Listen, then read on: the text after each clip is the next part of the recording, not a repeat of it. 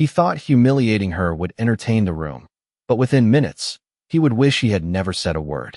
The soft glow of crystal chandeliers bathed the dining room of Sterling Heights in golden light, reflecting off polished marble floors and gleaming silverware arranged with surgical precision.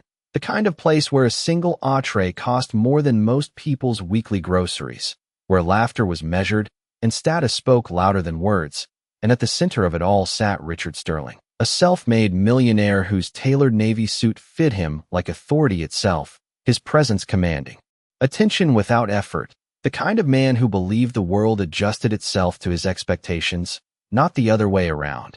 And tonight, as he leaned back in his chair with a glass of aged bourbon swirling slowly between his fingers, he was bored, dangerously bored, the kind of boredom that often led men like him to create entertainment at someone else's expense. And just a few feet away, moving quietly between tables, was Emily Carter, a waitress whose presence barely registered to the room, her black apron tied neatly over a simple white blouse, her hair pulled back into a low bun, her movements efficient, precise, almost invisible. She carried plates, refilled glasses, nodded politely, never lingering long enough to invite conversation, never drawing attention to herself.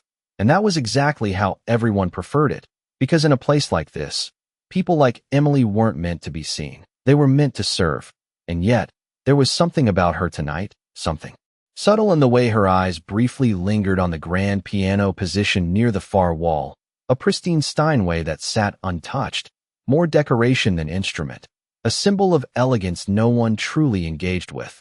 Her gaze flickered across its polished surface for just a second longer than necessary before she turned away, as if pulling herself back from a memory she had no intention of sharing. But Richard noticed. He always noticed the smallest details when it came to people beneath him, not out of empathy, but out of curiosity, the kind that searched for weakness, for amusement, and his lips curved slightly as an idea began to form, a slow, deliberate smile that hinted at mischief wrapped in arrogance. He set his glass down with a soft clink and gestured lazily in her direction, his voice carrying just enough volume to ripple across nearby tables. "You there, miss?" he called, not bothering to hide the casual authority in his tone, and Emily paused, turning back toward him with a polite expression that had been practiced 1,000 times. "Yes, sir," she replied softly, stepping closer, unaware that every eye within earshot was beginning to shift toward her, drawn by the subtle tension in the air. Richard glanced briefly toward the piano, then back at her, his smile widening just enough to suggest he was about to enjoy himself. "Tell me," he said, leaning forward slightly, "do you play?" The question hung there, deceptively simple, but the tone behind it carried something sharper, something that made a few nearby diners exchange knowing looks, as if they sensed what was coming next. Emily hesitated for the smallest fraction of a second, her eyes flickering toward the piano again before settling back on him. "Not really," she answered, her voice calm, almost dismissive, but there was a steadiness beneath it that didn't quite match her words, and Richard caught that too. Of course he did, because men like him thrived on contradictions, on pulling threads until something unraveled, and he leaned back again, letting out a soft chuckle that spread, just enough for others to hear. "Not really," he repeated, as if testing the phrase for amusement, then raised his voice slightly. "Well, that's a shame," he added, gesturing openly now toward the instrument, "because I was just thinking this place could use a little entertainment tonight." And just like that, the room began to shift, conversations slowing, glances turning, the subtle hum of the restaurant dipping into a curious silence, as if something unspoken was about to unfold, and Emily stood there, still holding her tray, her posture composed, her expression unreadable, but deep inside, something had already begun to change, something quiet, controlled, and very, very certain. Richard let the silence stretch just long enough to make it uncomfortable, his fingers tapping lightly against the crystal glass as though he were conducting the attention of the entire room, and one by one, conversations faded completely, replaced by the quiet anticipation of something unfolding that no one wanted to miss. Emily stood still, her tray balanced effortlessly in one hand, her posture composed, but her eyes, calm as they were, carried a depth that did not belong to someone who simply took orders and cleared tables, and Richard tilted his head slightly, studying her as if she were an unexpected puzzle. "Come on," he said, his tone light but edged with challenge.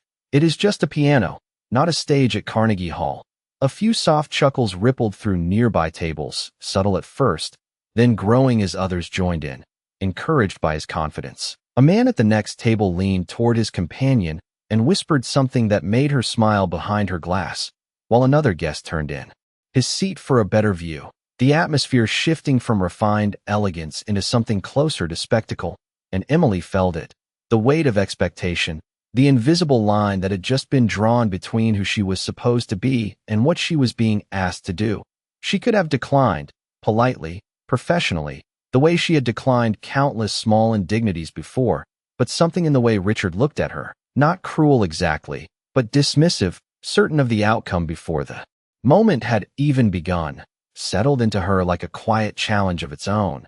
She placed the tray carefully on a nearby service station, her movements unhurried, deliberate, as if she were buying herself time not to decide, but to remember, because somewhere beneath the uniform, beneath the routine of long shifts and silent endurance, there was a part of her that had once lived under very different lights. And as she turned back toward him, her voice remained steady.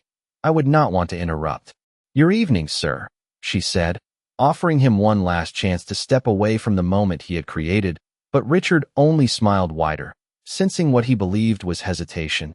"You are not interrupting," he replied, his voice carrying now, unmistakably performative. "You are enhancing it." More laughter followed, louder this time, the kind that feeds on itself, and a server passing by slowed just enough to glance over, curiosity written plainly across his face. Emily inhaled slowly, the kind of breath that does not draw attention but changes everything internally, and for a brief second, her gaze drifted once more to the piano, the polished black surface reflecting the chandeliers above like a still lake holding fragments of light. And in that reflection, something flickered across her expression, not fear, not embarrassment, but recognition, as though she were looking at something that had once belonged to her, something she had deliberately left behind.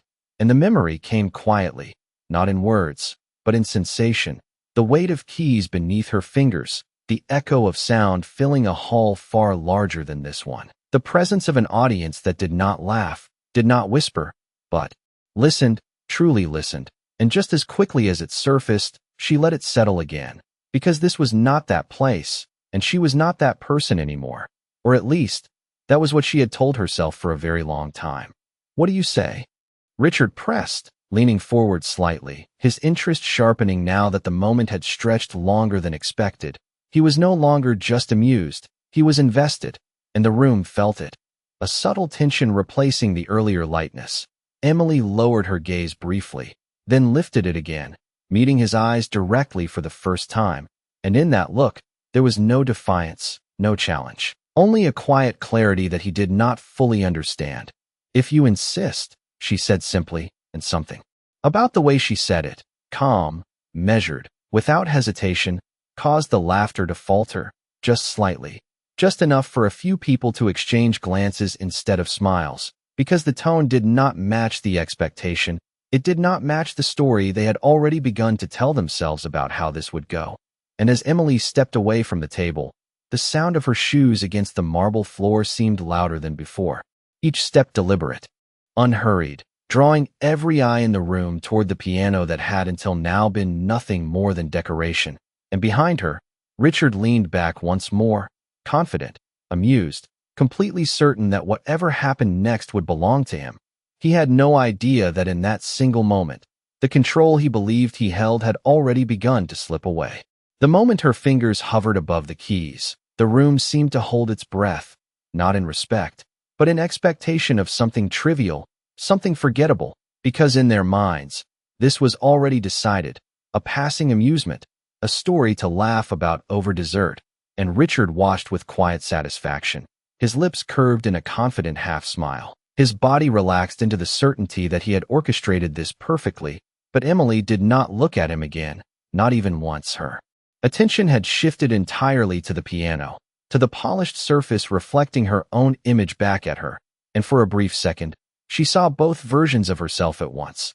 The woman who carried trays and cleared plates, and the one who had once stood beneath stage lights so bright they erased everything else. Her hands rested lightly on the keys, not pressing yet, just feeling the familiar weight beneath her fingertips, as if reconnecting with something that had never truly left. And there was a subtle change in her posture, almost imperceptible, but enough that a few people in the room leaned forward without realizing why, because confidence, real confidence, does not announce itself loudly. It settles quietly into the air, and something about her stillness carried that exact weight. One of the diners near the piano crossed his arms, expecting a hesitant, clumsy attempt, while another whispered, "This should be interesting," under his breath, but their voices felt distant now, fading into the background of a moment that was beginning to reshape itself. Emily closed her eyes for just a fraction of a second, not out of fear, but focus, the kind that narrows the world down to sound and touch alone. And then, without warning, her fingers moved. The first note rang out, clear, deliberate, and far too precise to be accidental. It cut through the air like a line drawn across glass, clean and controlled. And immediately, something shifted. The quiet murmurs stopped, not completely, but enough to create a small pocket of attention, because that single note did not belong to a novice. It carried intention, structure, and something deeper that most people could not name but could instantly recognize. And then the second note followed, and the third, forming a pattern, not hesitant, not searching, but intentional, measured, as if she were not trying to remember what to play, but simply allowing it to unfold. And within seconds, the melody began to take shape, something classical, intricate, layered, far beyond what anyone had expected. A woman at a nearby table lowered her glass slowly, her eyes narrowing as she tried to place the piece, while a man who had been mid-conversation stopped speaking entirely, his attention now fixed on the movement of Emily's hands, because they were not the hands of someone guessing. They moved with certainty, with memory, with years of practice embedded into muscle and instinct. And Richard's smile faltered, just slightly, almost imperceptibly, his fingers pausing against the rim of his glass as he leaned forward, his eyes narrowing now, not with amusement, but curiosity, because this was not unfolding the way he had imagined. Not at all. The notes continued to build, faster now, more complex, weaving together into something that filled the entire space, and the restaurant, once alive with quiet chatter, began to fall into an unmistakable silence, not forced, not polite, but natural, drawn out by something that demanded attention without asking for it. A server froze mid-step near the kitchen entrance, holding a tray he had forgotten to deliver, while another guest turned fully in her chair, abandoning her conversation entirely, and Emily remained composed, her face calm, her expression focused, but her hands told a different story, one of control, of discipline, of a past that refused to stay hidden any longer. And with every passing second, the room understood a little more, not fully yet, but enough to realize that this was no longer a joke, and Richard felt it. 2. The subtle shift in power, the realization that the moment he had created was no longer his to control, his jaw tightening ever so slightly as the music rose, filling the space with something undeniable, something that could not be dismissed or laughed away. And for the first time that evening, the man who believed he understood everything about this room was no longer certain of what would happen next. The melody did not slow. It deepened, unfolding into layers that carried both precision and emotion, the kind of playing that could not be imitated or guessed, only lived. And as Emily's fingers moved across the keys with effortless control, the air in the room seemed to tighten, as if every note was pulling the attention of the audience closer, drawing them into something far more intimate than they had expected. A performance that was no longer entertainment, but revelation, and the subtle disbelief began to spread, visible in the way people leaned forward, in the way glasses remained untouched, in the way conversations had not only stopped but felt inappropriate to resume. Because something real was happening now, something undeniable, and at a table near the window, an older man who had spent years attending symphonies straightened in his chair, his brows furrowing slightly as recognition flickered across his face. Not of the piece itself, but of the level of mastery required. To play it this way, his lips parted as if to say something, but no words came, because words would have broken the moment, and across the room, a young couple who had initially laughed now sat in complete silence, their earlier amusement replaced by something closer to awe, their eyes fixed not just on the piano, but on Emily herself, because she no longer looked like someone filling in for amusement. She looked like she belonged there, completely, undeniably, and Richard felt it more than anyone. The shift that had begun as a subtle discomfort now settling into something far more unsettling. His posture, once relaxed, had changed without him realizing it.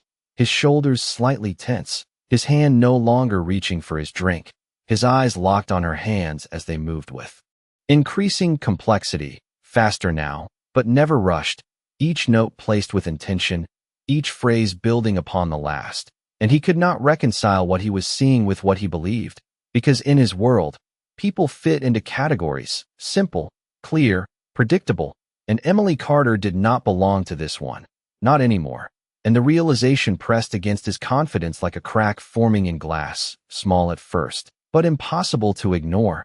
And then came the transition, the moment when the music shifted from structured brilliance into something more personal, more expressive, a passage that carried weight beyond technique.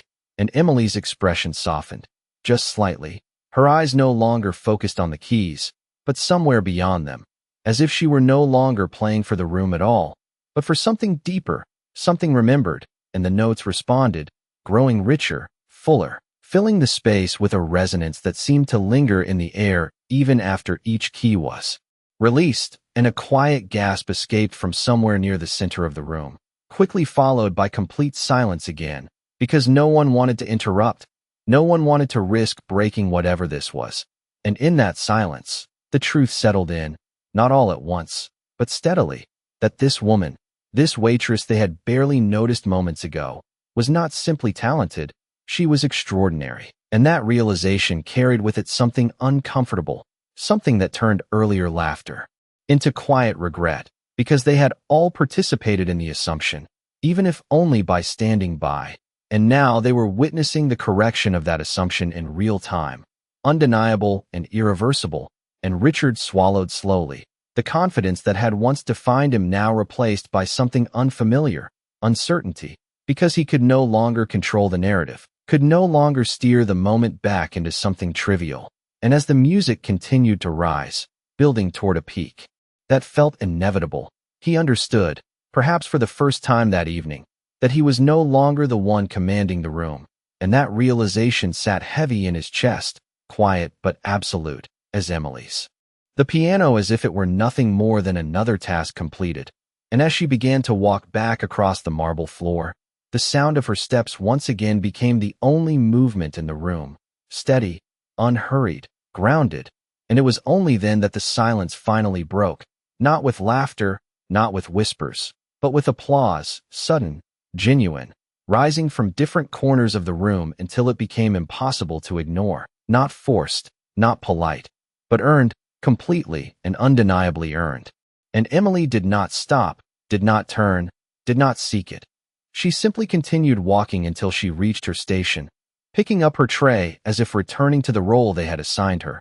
But nothing about the room was the same anymore, because now, every eye followed her, not with dismissal, but with recognition, and Richard remained seated, the applause fading around him as his thoughts caught up with the moment. And when she passed near his table again, he spoke, not loudly this time, not for the room, but for her, his voice lower, stripped of the confidence it once carried.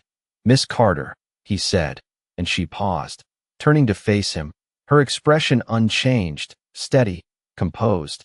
And for a brief moment, he searched for something to say that could restore the balance, something that could place him back in control, but nothing came, because there was nothing left to control, and he nodded slightly instead. A gesture small but significant. That was remarkable, he admitted, the word feeling insufficient even as he said it. And Emily held his gaze for a second, not triumphantly, not with pride, but with a quiet understanding that did not need to be explained. "Thank you, sir," she replied simply, her voice calm, respectful, unchanged. And then, after the smallest pause, she added, Some things do not need to be announced to be real. And with that, she turned and continued on her way, leaving him there, seated in a room that no longer belonged to him, surrounded by a silence that spoke far louder than anything he could have said. And in that moment, more than any other, the lesson settled in, not just for him, but for everyone who had witnessed it, that respect is not given to those who demand attention, but to those who reveal their worth when it matters most.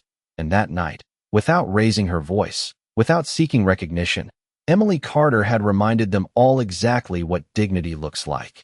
The applause did not end quickly. It lingered, rising and falling in waves as more people joined in, no longer hesitant, no longer uncertain, because what they had just witnessed demanded acknowledgement. And even those who had laughed earlier now clapped with a sincerity that felt almost like an apology. Their expressions softened, their posture changed, as if they were trying to reconcile the version of Emily they had seen before with the one they now understood. And through it all, she continued working, moving between tables with the same quiet efficiency, refilling glasses, clearing plates, her demeanor unchanged, as though nothing extraordinary had happened at all. And that, more than anything, unsettled the room even further, because greatness usually demands attention, but she carried it as if it were simply part of her, something that did not need to be proven again. And at the far end of the dining room, the manager, who had been watching from near the entrance, finally stepped forward, his expression a mixture of surprise and calculation, because he understood what had just occurred, not just as a moment, but as something that could reshape how this place was seen. And he approached Emily carefully, lowering his voice when he reached her. "Emily," he said, his tone different now, more respectful than before. "Why did you never mention this?" And she paused only briefly, setting down a glass before turning to him, her eyes calm. "It was not necessary," she replied simply, and he studied her for a moment longer, realizing that for her, it truly had not been, that whatever her past held, she had chosen this life deliberately, not because she lacked something, but because she valued something else, something quieter, something that did not rely on recognition. And he nodded slowly, stepping back, unsure of how to respond to a perspective he had never needed to consider before. And meanwhile, at his table, Richard remained seated, but no longer as the center of attention, the shift complete now, absolute. And for the first time that evening, he was observing rather than controlling, watching as people who had once mirrored his reactions now formed their own opinions, independent of his influence. And it unsettled him in a way he could not immediately define, because it was not just about Emily. It was about the realization that he had misjudged not only her, but the nature of presence itself, that authority built on assumption is far more fragile than he had believed. And as he stood slowly, adjusting his jacket out of habit more than necessity, he found his gaze drawn back to the piano, now silent again, its surface reflecting the same chandelier light as before, but no longer just an ornament. Now it carried meaning, memory, a moment that had reshaped the entire room. And when he finally turned to leave, his steps were measured, quieter than when he had entered. And as he passed by Emily one last time, he hesitated, just briefly, as if considering whether to say something more, something that might restore a sense of balance. But he did not, because he understood now that balance did not come from words. And he continued on, exiting into the night air where the world felt unchanged. But he knew, somewhere beneath the surface, something had shifted. And inside, the restaurant slowly returned to its rhythm, conversations resuming, glasses clinking. But there was a difference now, subtle but unmistakable, in the way people looked at one another, in the way they spoke to the staff, a quiet awareness that had not been there before. And Emily moved through it all with the same steady presence, her role unchanged, yet completely redefined. And though no one said it aloud, the understanding lingered in every corner of the room, that what they had witnessed was not just talent, but truth, revealed without announcement, without demand. And that once seen, it could never be unseen. And in that quiet shift, dignity had done what it always does. It had spoken for itself. The night did not return to what it had been, not entirely, because once something genuine enters a space built on appearances, it leaves behind a trace that cannot be ignored. And even as the low hum of conversation slowly rebuilt itself, It carried a different tone now, softer, more measured, as if people were choosing their words more carefully, aware of how easily perception can be wrong. And Emily continued her shift as she always had, moving from table to table with the same steady rhythm, her presence quiet but no longer invisible, because now, when she approached, people looked up, really looked, not just at her uniform or her role, but at her, and there was a subtle shift in their expressions, a respect that had not been there before, not forced, not exaggerated, just real. And at one table, the older man who had recognized her skill earlier caught her attention with a small nod, his voice low but sincere. "That was exceptional," he said, not as a compliment thrown lightly, but as an acknowledgement from someone who understood what excellence truly required. And Emily inclined her head slightly, accepting the words without display. "Thank you," she replied, her tone calm, unchanged, because she did not need the validation. She simply accepted it as part of the moment. And as she moved on, the man watched her go, a thoughtful expression settling across his face, as if he were piecing together a story he would never fully know. And near the center of the room, a group of younger diners who had once laughed now sat quieter, their earlier confidence replaced by a kind of self-awareness. One of them finally speaking in a low voice, "We should not have assumed." And though no one responded directly, the silence that followed carried agreement, because they all felt it, the weight of that realization. And in the background, the piano remained still, but no longer unnoticed. It had become something else now, not just an ornament, but a reminder, a symbol of what had been revealed. And the manager, standing near the host stand, glanced toward it more than once, his mind clearly turning over possibilities, wondering whether this unexpected moment could become something more, whether Emily's presence could redefine the atmosphere of the entire restaurant. But each time he considered approaching her again, he hesitated, because something told him that whatever she had shown tonight was not meant to be turned into a spectacle. It had happened on its own terms, and trying to shape it into something else might diminish it. And so he waited, choosing, perhaps for the first time, not to control the narrative unfolding within his own establishment. And outside, beyond the glass doors, the city moved as it always did, cars passing, lights shifting, people coming and going without knowledge of what had just occurred inside. But within those walls, a quiet transformation had taken place, not dramatic, not loud, but undeniable. And Emily, at the center of it all, remained unchanged in the ways that mattered most, because her identity had never depended on the room's recognition. It had always existed beneath it, steady, patient, waiting only for the moment when it would no longer be hidden. And now that it had been seen, she carried it no differently than before, not as a performance, not as a statement, but as a truth she did not need to repeat. And as the evening continued, something else began to emerge, something quieter still, in the way people spoke to one another, in the way they treated the staff, in the subtle pause before judgment, because what they had witnessed was not just a display of skill, it was a correction, a reminder that the stories people tell themselves about others are often incomplete, and that understanding, once it takes hold, changes. More than just a single moment, it shifts perspective, and in that shift, something meaningful begins. And though no one announced it, no one named it, the lesson lingered, carried in glances, in silence, in the spaces between words, that dignity does not need to prove itself loudly. It only needs one moment, one undeniable truth, to change everything around it. By the time the evening began to wind down, the atmosphere inside the restaurant had settled into something quieter, more reflective, as if the earlier moment had left behind an invisible imprint that no one could quite shake. And though the clinking of glasses and soft conversations had returned, they carried a different weight now, a subtle awareness that lingered beneath every interaction. And Emily, moving steadily through the final stretch of her shift, felt it in the smallest details, in the way guests met her eyes instead of looking past her, in the way their voices softened when they spoke to her, in the way gratitude was expressed with intention rather than habit.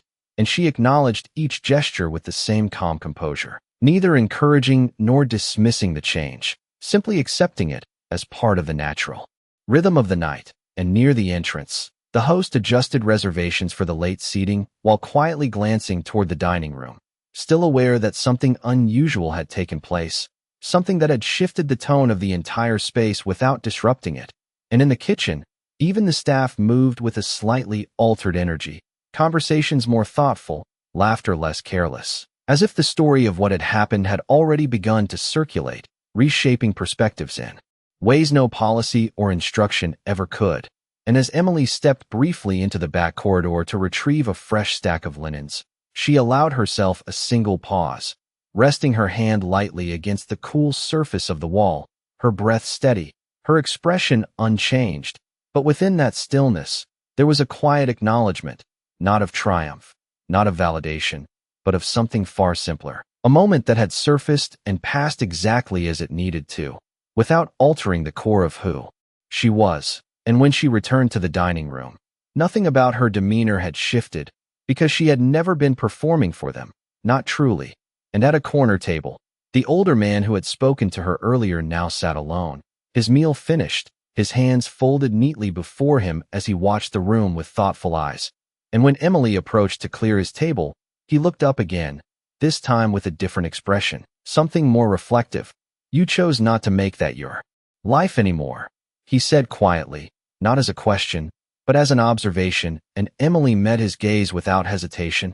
"I chose a different pace," she replied, her voice gentle but certain, and he nodded slowly.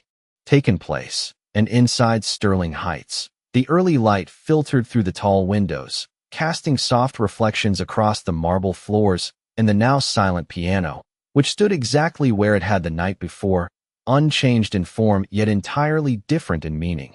And as the staff prepared for another day, there was a subtle difference in their movements, a quiet awareness that lingered from the previous evening, something that had not faded with the closing of the doors. And the manager, arriving earlier than usual, paused for a moment near the piano, his hand resting lightly against its surface as he looked at it not as an object, but as a reminder.